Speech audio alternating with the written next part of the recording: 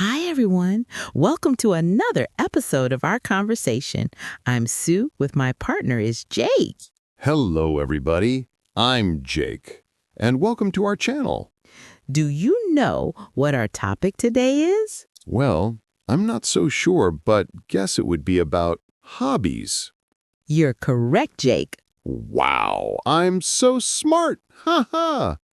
Well, in this conversation, we will be learning some useful vocabulary related to hobbies. There we go. I swear, Sue, every time we meet, you've picked up a new hobby. Last month it was baking. Before that, pottery. What's next? Skydiving? Not yet. I'm just exploring things that make me happy. I wish I had that motivation. My free time mostly goes into scrolling memes. That's a hobby too. Digital anthropology. Digital anthropology? That's our vocabulary number one, actually. It means the study of how people behave online, cultures that exist in digital spaces. For example, Jake studies memes like a digital anthropologist. Wow, first word and I already sound smart. Keep 'em coming. Lately, I've been painting again. It helps me relax. Painting, huh? My stick figures still haunt me from art class. It's not about skill, it's about mindfulness. Mindfulness? What does it mean, Sue? And that's vocabulary number two. It means being fully present, paying attention to what you're doing without judgment. For example, when I paint, I practice mindfulness by focusing on each brushstroke. So, basically it's like shutting up my brain for a bit? Exactly, a peaceful brain vacation. I actually play guitar sometimes. Not well, but enough to annoy my neighbors. That's great. Music builds creativity. Creativity? This is our vocabulary number three. It's the ability to use imagination to make something new. For example, composing your own song shows real creativity. I guess when I mix chords randomly, that's creativity and chaos.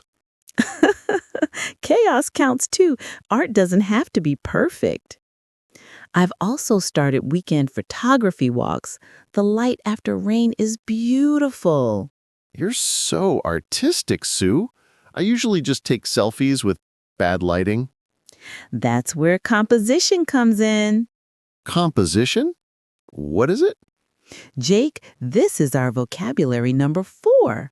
It means how elements are arranged in a photo or artwork.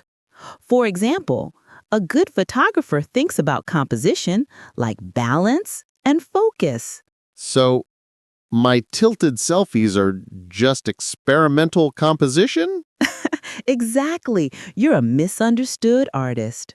You know, I tried cooking yesterday. Burnt rice, undercooked chicken, total disaster. It's all about precision. Precision? That's vocabulary number five, Jake. It means doing something exactly or accurately.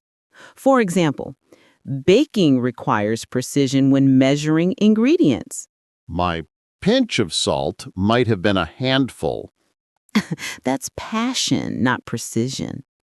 Have you ever tried gardening? I once bought a cactus. It died. I'm hopeless. Gardening teaches patience. Ugh, patience. Well, it's our vocabulary number six. Patience is the ability to wait calmly without getting upset. For example, growing plants takes patience because results come slowly. I'd need the patience of a monk for that. Maybe start with mint. It forgives mistakes. My friend invited me hiking next weekend, but I'm not sure I'm fit enough. Hiking's wonderful. It builds endurance. Endurance? Yes, it's vocabulary number seven. Endurance means the ability to keep going despite fatigue or difficulty. For example, long hikes test both physical and mental endurance. So, if I survive without complaining, that's endurance? Exactly. Bonus points if you enjoy the view, too. What about reading? Do you still read fiction? Rarely. I get distracted. Reading strengthens imagination. Imagination? Sure, and it's our vocabulary number 8. That's the ability to form mental images and ideas beyond reality. For example, fantasy novels expand your imagination. So, reading is like mental travel? Perfect description. You know, you journal, right? Every night, writing improves self-expression. Well, self-expression? You're right, and it's our vocabulary number 9. It means communicating your thoughts and feelings clearly. For example, poetry is a powerful form of self-expression. I might start journaling then, if I can spell. Spelling optional, honesty required. Yeah. I tried dancing once, nearly broke a lamp. Dancing builds confidence. Confidence? And it's our vocabulary number 10. Confidence is belief in your abilities. For example, performing on stage boosted her confidence. Then my confidence tripped with the lamp. Every fall is just part of choreography. You've been studying Spanish, right? See, learning languages improves cognitive skills. Cognitive skills? What is that? You will know. This is our vocabulary number 11. That refers to how we think, learn, and remember. For example, puzzles and languages strengthen cognitive skills. My brain needs that gym membership. It's the only workout you can do sitting down.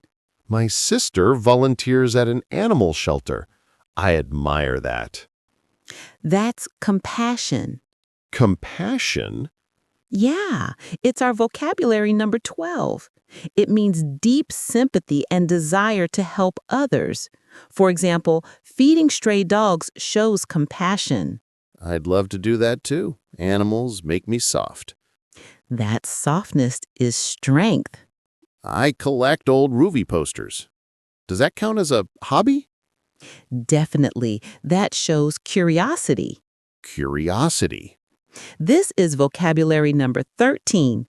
It's the desire to learn or discover more. For example, curiosity drives people to explore new interests. So my room is basically a museum of curiosity. And dust. You like traveling? Love it, though my wallet doesn't. Traveling builds adaptability. Adaptability? And it's our vocabulary number 14. It means adjusting to new conditions easily. For example, travelers need adaptability when facing cultural differences. Yeah, like eating spicy food without crying. That's advanced adaptability. And my last hobby is meditation. It teaches balance. What is balance? You will know. This is our last vocabulary. Balance means stability between different parts of life.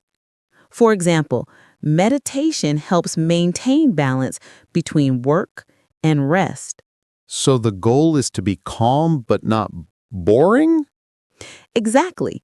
Peaceful, not dull. You know, I didn't realize hobbies could teach so much about life. They really do. They connect us to ourselves and others. You know, this conversation feels grounding.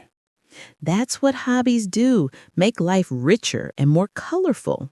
I'm honestly inspired. I'll start with guitar again and maybe some journaling. I'll hold you to it.